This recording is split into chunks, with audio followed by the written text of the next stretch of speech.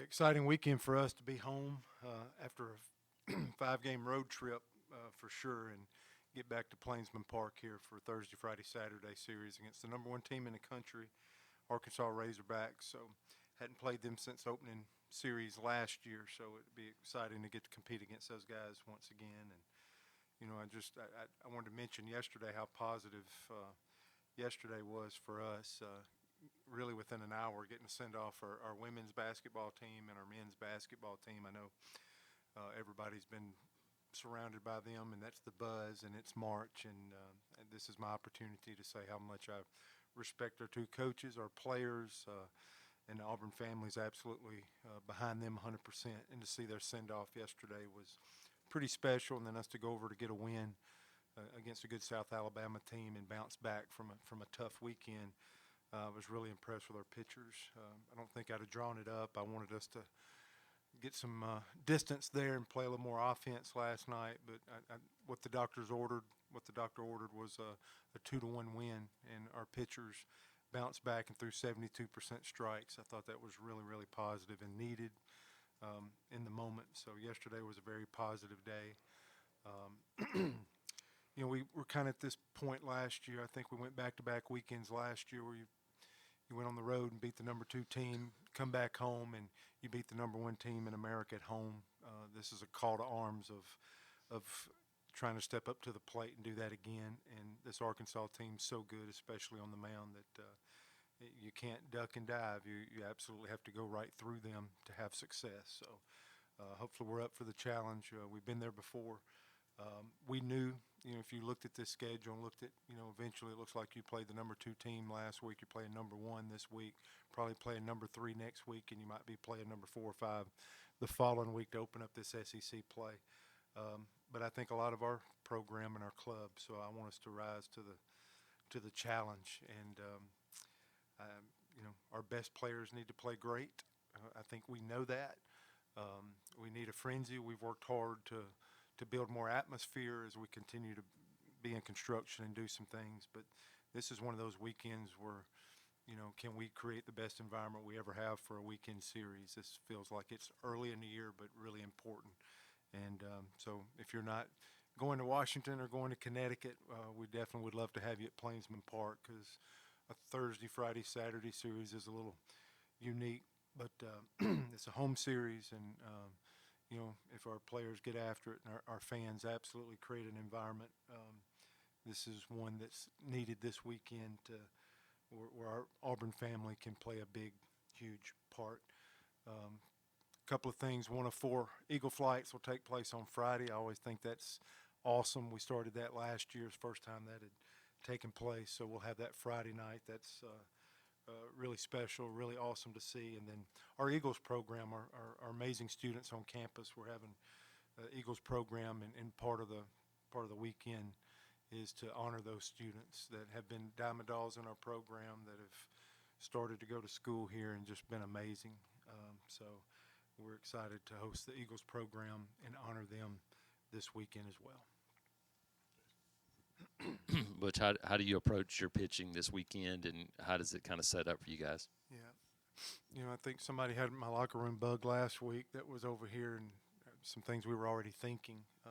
Probably doing it a week early, and it wound up being out of necessity, with McBride being from Sunday on just not being able to participate and being sick. So just a health thing of sickness. And so we thought he could only go 1 or 2 innings last night. We thought we want a full start. He's had our longest starts, number 1, and our most productive starts.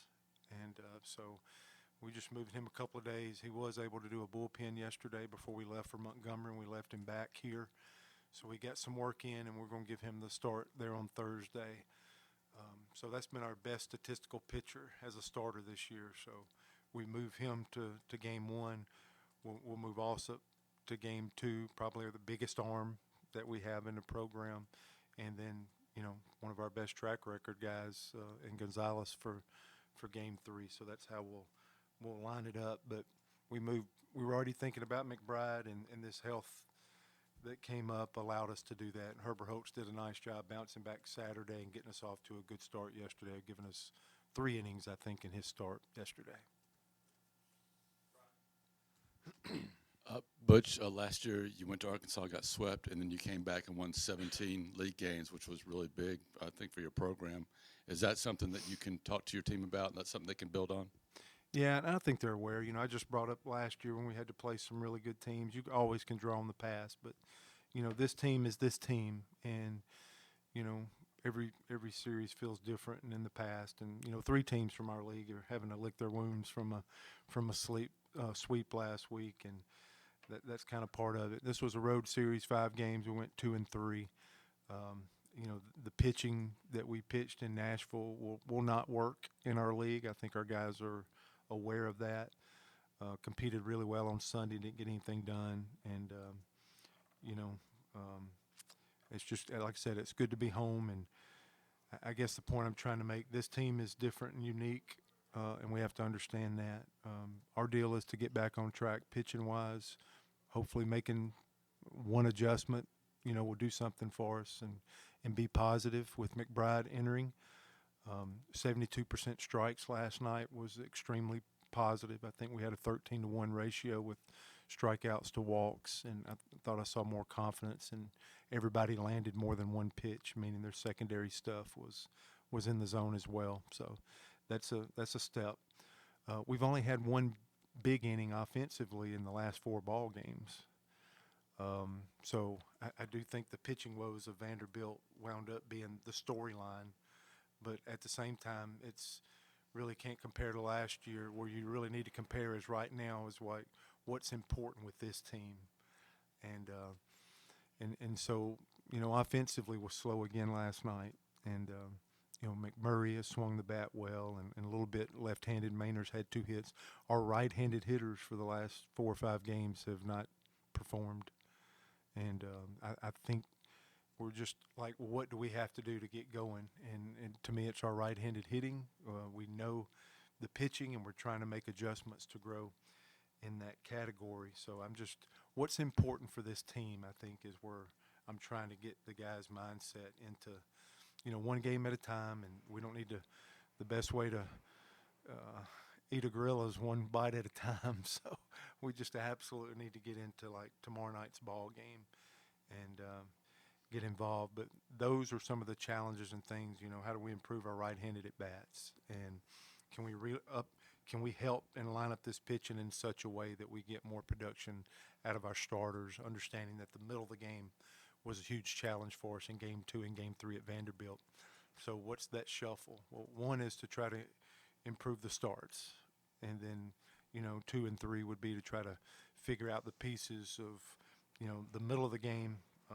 How can we shore that up, and can we circle the wagons around 6 or 7 arms this weekend and tell them we're committed to you this weekend? I think we're at one of those junctures with what we're trying to do with our pitching staff. But a good first step last night, and 2 and 3 on the road is it's not all result oriented. It was a negative of the 3 being in our being conference games, but nonetheless, it's paying attention to detail with where we're at and who we are and what we're about to do, and regrouping. And ever since Monday, it's been about what are the solutions and steps we can do, the 1, 2, or 3 things to make things better. That's what we can control. Well, the third part of the game obviously is defense, and a couple of weeks ago it seemed like everything looked like it was pretty solid, but there've been some critical errors and sometimes not even listed as errors at times that against this kind of competition you just can't afford to be making. I mean, just your thoughts on tightening that up. Yeah, and Bill, I don't know if that because we played such good defense. I don't know if the offense carried over into the field. I do think Vanderbilt's field had something to do with that. They internal clock timing of making plays. I think all that goes into play. Last night, I didn't see the challenges on the ground as much as I saw in the air, but we had a ball first batter of the game. We had another ball that our guys can catch. Cooper McMurray's bat's hard to take out there. He's having our best at bats, but he did have knee surgery in the fall. So we got to continue to make some adjustments to where when balls are hit in his quadrant or area that you think he would be able to get to still, that we got to have coverage. You know, can a pitcher get over there and get involved in that play knowing of a challenge that we have? And just we had a triangle ball yesterday of a second base, right field, and they just got to know that they might have to catch a ball that another guy is probably it's set up for him to catch. So I think getting back at Plainsman Park is going to help our defense, but mentally you have to be strong enough. When you lash out, when you absolutely show frustration in body language, it's a weakness. We have to be able to call that out and understand that, because when your at-bats walk into the field with you, you just compound the issues that you have. Whatever we're doing good, we need to continue to do good. Hitting's hard. Hitting goes through different things, but it cannot be taken out on the field. So, yes, to your point, there's been some frustration because there's some things that we've absolutely shown that we've been buttoned up for a long time that we haven't been able to do recently that seem like it's bled into our defense, and that's unacceptable and can't happen in this league, and it'll make it harder to be successful. One of our keys on Sunday was, you just can't extend. I thought we had a chance. We got a lead. We had a chance, and, the second inning especially, I thought we had two plays that we can make that could have got us out of the inning, that could have got maybe Joseph another inning. In our league's so good. When you start playing the teams with a ranking beside them of 1, 2, 3, you can't allow them, if there's 27 outs in a game, you can't be giving a team like this in our league 30, 31 outs to work with. They'll make you pay. I got two quick ones. Last week you told us Connor McBride would be next up if you need to make adjustment, and he's starting. For next week, if you still need to make some adjustments, would it be Herbert Holtz getting the next up? Yeah, but I think right now, we'll be pointing him with throwing 3 innings and throwing twice pretty quick. I think right now, Teef will be, building his recovery, building his bullpens into a Tuesday start. Forgive me. I think it's Jacksonville State maybe coming here. So we'll be building him for that midweek start, because this will be back-to-back weeks. I think next week's getting into Easter week. So it'll be back-to-back Thursday, Friday, Saturday. So we can make some adjustments off of what happens this weekend, but I think right now initially we'll start moving him toward Tuesday unless if something else comes up. But that'll be the plan of recovery, at least for these first, 48, 72 hours, is to point him toward next Tuesday. And you, Coach Foxall, Coach Teef, all have a ton of pitching experience, coaching pitching. Do you feel like you guys are communicating well and problem solving, everything that needs to be done, helping the staff out? Do you feel like it's getting done right now? Yeah, I trust him. And I would say there's always been a point in the season where I probably jumped in more. And you could say right or wrong. Just being a pitching coach in this league for so long, that's what I've been longer than I've been a head coach. So there's always that piece there. But, right now I help with game management. It seemed like in our other sports we're always thinking, are you doing this? Are you doing that? And I don't want that to we run it a very similar way until I feel like I have to help more. So the game management piece we've done for a few years, and so I'm helping with that, but full trust. I really want to hear what they're thinking. And Teef, I thought he did a great job last night. I thought that was a couple of tough pieces. Carlson had thrown really well last night, and then there's a 9th inning to cover, and he picked the guy, Watts. He gave up a double there, and then he took a mound visit, and you got Armstrong ready. He stayed with Watts, and Watts got the last out. And we need our players, to absolutely – it's a player's game. But I think with every one of these things that Teef goes through as the leader, above Fox, above me, but I'm in tune with every bit of that, and if I have a gut feel. So this is how we're running. If it's being transparent, and I believe in him with everything that's going on in the world right now, and with athletics, and with what my job is and what his job is. The players absolutely love him. They absolutely responded, in my opinion, and I think Teef's doing a great job. But just like all of us, he's got to. I mean, he's a pitching coach in the SEC, and It's a first year, and I think he's doing an amazing job with that, of connecting with them. And I think every game that we play since he's been on the professional side, I think he's drawing closer and closer to what his convictions are. And I think it's pretty neat that he has somebody experienced like Scott Foxhall that's been a national championship pitching coach, a national coach of the year, and has had so much experience in our league. I think it's pretty neat that he has somebody like that right next to him. So Scott Foxhall in their player development role has been essential, I think, to helping Tiford get more and more comfortable each and every day being a pitching coach at this level. We're thankful to have both of those guys in our program. Yep.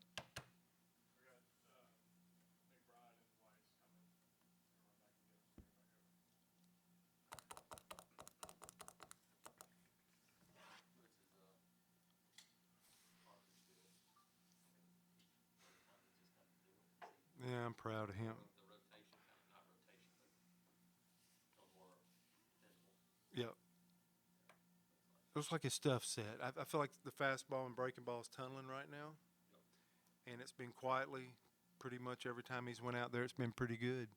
He's just been hidden, so I think he's going to get it exposed more, and he did. He was already in the rotation. He threw pretty good at Vanderbilt too. He probably threw better than anybody at Vanderbilt. I just told him last night, I'm like, man, thank you for always hanging in there. This is hard, man. Guys go away, and the parents blame it on me and tell me what a hypocrite I am and all that stuff, and all he's done is just kept his head down and worked since I saw him in the indoor as a sophomore. And I'm like, man, I like this guy. That's a natural feel, and it's been 3-4 years before you ever see it. But him getting there, he's absolutely hung in there like a barbed wire girdle. And so this has been pretty neat. That's what I told him last night, how proud I was of him. But he's a huge piece in that pen, and probably try to get back to him on Friday, maybe. So he's got to bounce back, and that's another reason what's so tough. You're in a 2-1 ball game. You're like, if we throw him another one, it's going to be putting him in jeopardy for the series. But you need to be in the moment, win a game. But Watts needs to come on, and can he do this? Can he finish a game? And so wound up probably getting Carlson where he can come back and help us Friday, and hopefully Watts gains a little more confidence. So it worked out good, but those are the things running through your head there where I'm helping Teef. But he's skilled enough. He's good. He's so up to date and in tune. Fox is so good to help him. But hey, if we're 5-10 like we were last year, because this is going to be our whole season is at stake right now. These next few weeks, I mean, we have to be able to be aware of that. If we're 5-10, I'll kick the anthill again. But I don't want to, and I don't even know if it was the right thing. But he's good. I think Tiford's going to be a star. I think everything I said, I believe. But these guys have got to start laying some track. I told you, the depth is amazing. We can keep running. You got a guy like Petrovic last night, and you're like, who's that guy? Because that guy's good. But if you can't match up with – yeah, and that's what I've been saying for weeks. And I've been saying we hadn't been pitching good for weeks, and it absolutely fell flat and all showed up. But we ain't even come close to playing our best baseball. But going through this type deal, I don't know. Will this team get to ever play its best baseball? Those are those years where you just don't reach your potential. How do we get this team – and that Fabian and Pierce and some of these right-handed at-bats, man, over the last week is – and I know Pierce was out a week, but I don't think we can be the best version of ourselves if he's flopping around.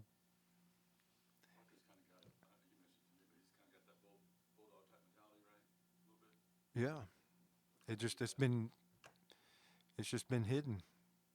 He finally got a little recipe. I just think those pitchers are sharing space, and he's having success.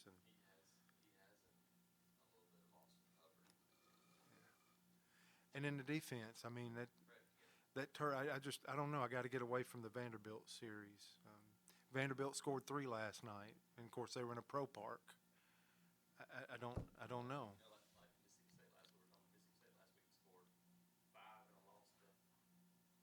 South, yeah.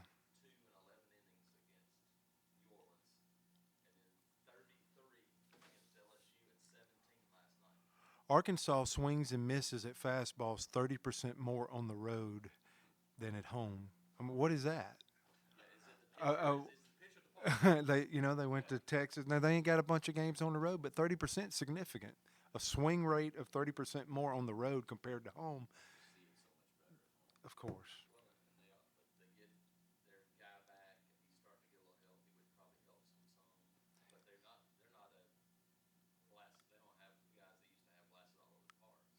And then our basketball team is, you could see some weird thing, and it wouldn't be the craziest thing if they won the national championship and they go on the road and lose by 30, and then they get them on a neutral and they win the tournament. I don't know, but the Vanderbilt thing was a lot of things going on at one time. I mean,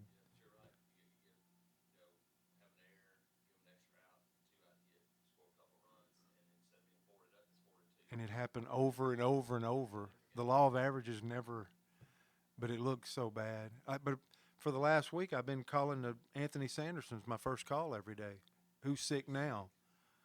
It's been crazy. I don't want it to be. It can't be an excuse, but hopefully there was a lot going on.